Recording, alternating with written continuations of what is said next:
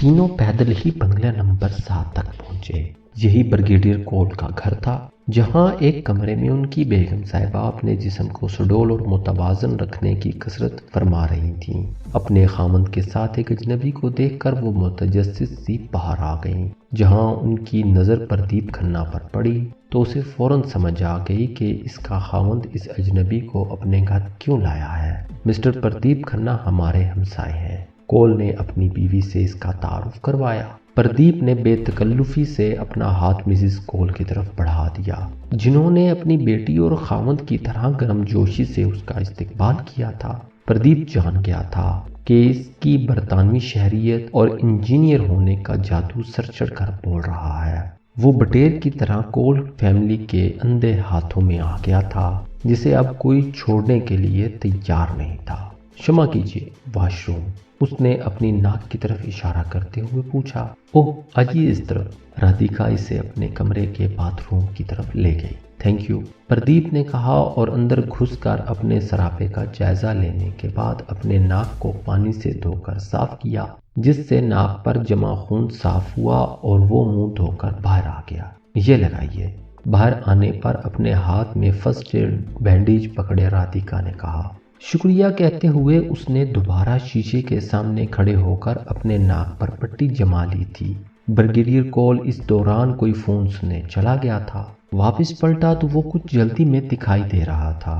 I am sorry gentleman, मुझे तो emergency है, एंजॉय योरसेल्फ, फिर मुलाकात होगी, मेहमान का ख्याल रखना।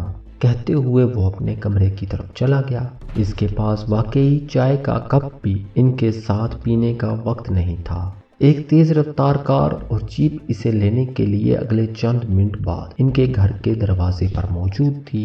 इस दरमियान कॉल ने अपनी यूनिफॉर्म पहन ली थी और अब वो एक ब्रीफकेस पकड़े लंबे लंबे डग भरता कार की तरफ जा रहा था।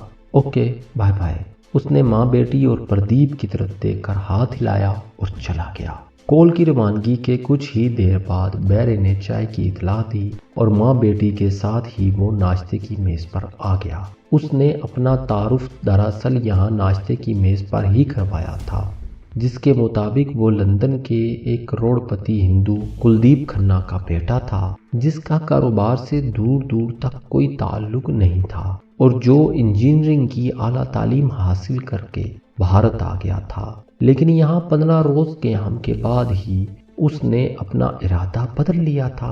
मैं यहाँ एडजस्ट नहीं कर सकता, उसने मिसिस कोल की आंखों में झांक कर मुस्कुराते हुए कहा। ये तो है, आप जैसे जीनियस नौजवान के लिए भारत तो लैंड ऑफ अपॉर्चुनिटी नहीं बन सकता। मिसिस कोल ने इसकी हाँ में हाँ मिलाते हुए कहा। हाँ, एक बात साबित हो गई है कि मुझे अगर शादी करना है तो फिर मेरी पत्नी भारत ही की होगी, क्योंकि ऐसी पतिव्रता मैंने दुनिया में नहीं देखी। इसने मिसिस कोल का लालच मजीद बढ़ाया। हाँ भाई, ये बात तो सच है, जैसी बीवी तुम्हें भारत में मिलेगी वो दुनिया में कहीं नहीं मिलेगी। मिसिस कोल ने इसे मजीद पक्का करना चाहा। चलिए फिर कहीं डबल माइंडेड ना हो जाइएगा।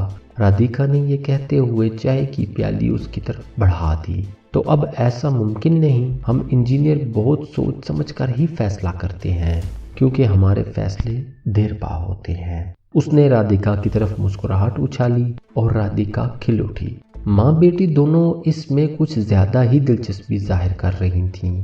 मिसिस कोल का ख्याल था कि भगवान ने ये हीरा इसकी बेटी की अंगूठी में फिट करने के लिए बतौर खास आसमान से नाजिल किया है। करीबन 1 घंटा वो आपस में बातें करते रहे, जिसके बाद उन्होंने बादले नाखास्ता ही इसे घर से रुखसत की इजाज़त इस शर्त पर दी कि वो आज रात उनके साथ ही डिनर करेगा। माई प्लेजर, प्रदीप ने दरबारियों की तरह कदरे झुक कर कहा। आप मुतमिन रहिए मम्मा, मैं अब इन्हें भागने नहीं दूंगी, राधिका ने अपनी माँ से कहा, जो अब गाड़ी पर प्रदीप को उसके फ्लैट तक ड्रॉप करने जा रही थी।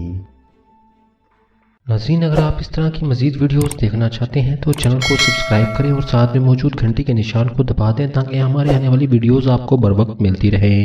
और अगर आप ये सीरीज़ मुकम्मल देखना चाहते हैं तो नीचे डिस्क्रिप्शन में दिए गए लिंक पर क्लिक करें।